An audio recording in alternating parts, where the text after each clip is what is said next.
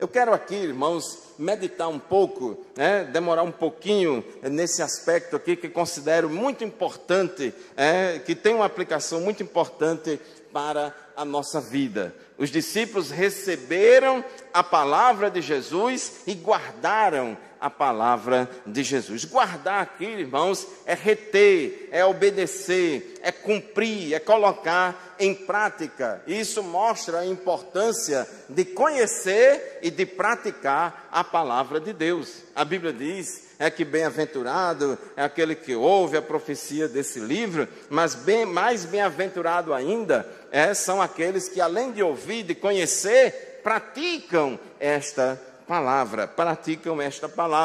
E nós, irmãos, recebemos de Cristo a palavra do Senhor, recebemos de Cristo o Evangelho, o bom depósito do Evangelho, como diz a Bíblia Sagrada. E nós, irmãos, temos este desafio de, ao longo dos séculos, ao longo do tempo, conservar o Evangelho puro, intacto, porque o diabo, irmãos, ele age no mundo de diferentes formas, de diferentes maneiras, mas uma das maneiras também que ele age, e desde a época da igreja primitiva, ele age no sentido de querer corromper o Evangelho, de querer corromper a sã doutrina. Os Gálatas, irmãos, eram irmãos lá da região da Galácia, de várias igrejas, tinham se convertido a Cristo, estavam nos caminhos do Senhor, mas infelizmente a heresia judaizante chegou lá, falsos mestres ensinando que só Jesus não era suficiente para salvar, que eles precisavam também ser circuncidados, guardar o sábado, guardar a lei, etc. E Paulo disse que aquilo era uma corrupção do Evangelho, era um outro Evangelho, um Evangelho diferente. E Paulo disse, olha, até mesmo se eu chegar aqui falando para vocês um outro Evangelho, ou até mesmo um anjo descer do céu, falando um evangelho diferente daquele que vocês conheceram, que isso seja anátema, que considere isso como maldito, como amaldiçoado. Então, irmãos, a gente precisa, a igreja, ao longo dos séculos, conservar o modelo das sãs palavras, da doutrina do Senhor. Nós, irmãos, todos nós, estamos envolvidos e vivenciamos no dia a dia um embate muito grande entre forças progressistas e conservadoras. Em todas as áreas, na política, na economia, na família, nos costumes, em tudo quanto é lugar, inclusive também, irmãos, na igreja, no meio do povo de Deus, no meio das igrejas, existem essas forças progressistas e conservadoras. Se por um lado, irmãos, os progressistas, eles tentam mudar tudo, eles tentam adaptar tudo, ressignificar tudo, contextualizar demais as coisas, e com o passar do tempo vai se alterando, vai mudando a forma original, e vai assim havendo uma corrupção do Evangelho, uma adaptação do Evangelho à cultura atual, uma adaptação do Evangelho às coisas do mundo, de modo, irmãos, que o Evangelho fica totalmente descaracterizado. Então, essas forças progressistas, elas não se acabaram, estão cada vez mais atuando, irmãos, ressignificando muitas coisas, querendo mudar os fundamentos, querendo remover os marcos antigos estabelecidos por Jesus e os seus apóstolos na sua palavra, querendo dar uma nova interpretação, querendo fazer uma releitura de todas as coisas e dizendo, está tudo errado,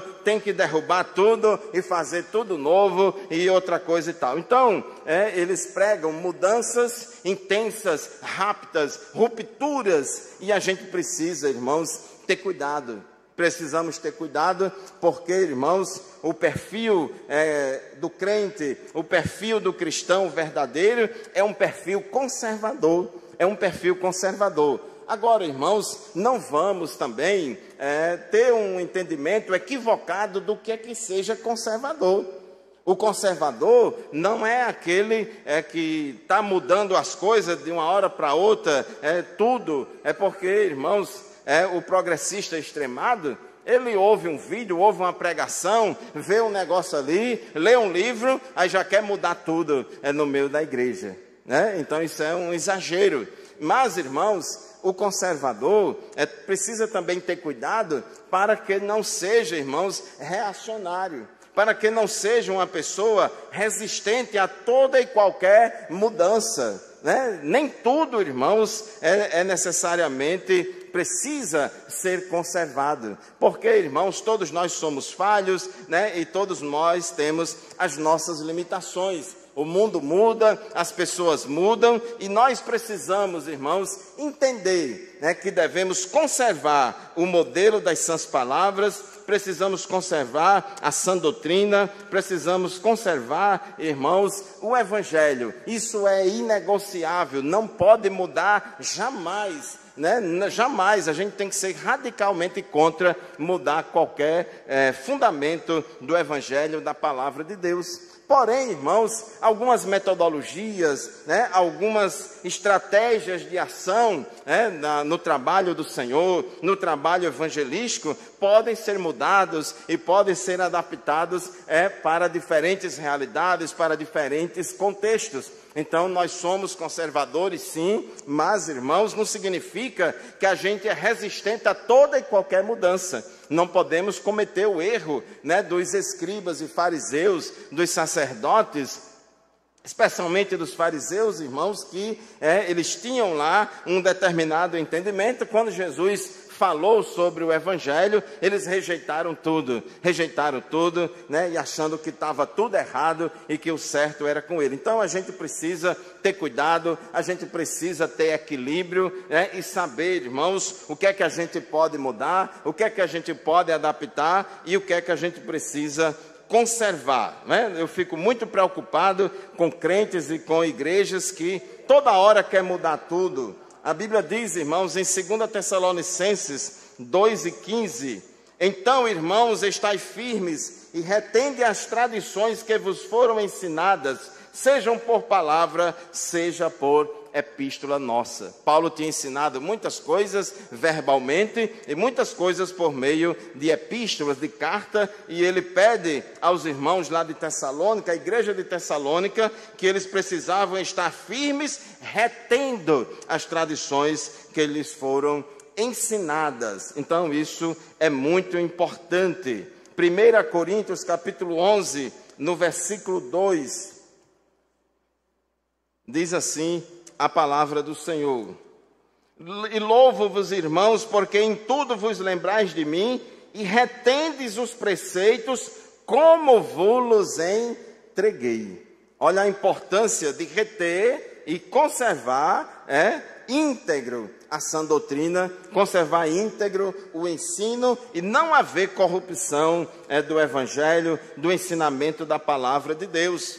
1 Timóteo capítulo 6, versículo 20 e 21, Timóteo era pastor da igreja de Éfeso, e Paulo disse a ele: ó Timóteo, guarda o depósito que te foi confiado, tendo horror aos clamores vãos e profanos e às oposições da falsamente chamada ciência, a qual, professando alguns, se desviaram da fé. Aqui ele fazia uma crítica muito séria aos gnósticos que pregavam que para ser salvo precisava de um conhecimento especial, iluminado, secreto, que só alguns iluminados é que tinham esse conhecimento. E aí Paulo diz que Timóteo não deveria ceder a essas heresias da época, porque a cidade de Éfeso, onde Timóteo pastoreava, era uma cidade, irmão, tomada por essa filosofia gnóstica, que era uma mistura de platonismo com judaísmo, uma coisa muito estranha, e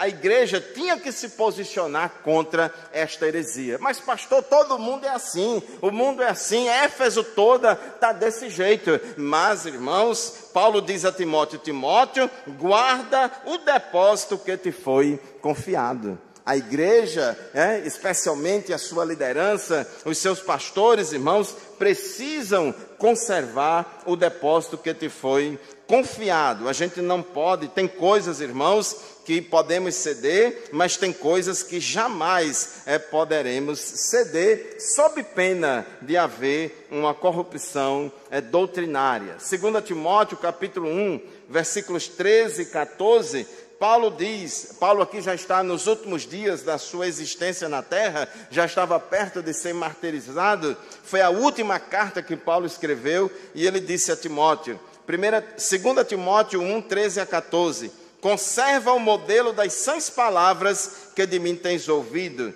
na fé e no amor que há em Cristo Jesus. Guarda o bom depósito pelo Espírito Santo que habita em nós. Meus irmãos, nós louvamos a Deus, nós damos graças ao Senhor, que fomos alcançados com o Evangelho de Jesus Cristo, fomos alcançados pela palavra de Deus, nós temos tido acesso à verdade da palavra de Deus, e é nela que devemos continuar. Nós não podemos nos desviar nem para a direita e nem para a esquerda. Nós não somos, irmãos, progressistas radicais, nem conservadores radicais, mas nós somos cristãos bíblicos, somos crentes santos, somos crentes salvos, somos igreja do Senhor que tem compromisso com Deus. A igreja recebeu do Senhor, irmãos, o depósito do Evangelho. Jesus confiou à igreja o Evangelho, e nós não podemos, irmãos, promover nenhuma alteração e ensinar aos outros.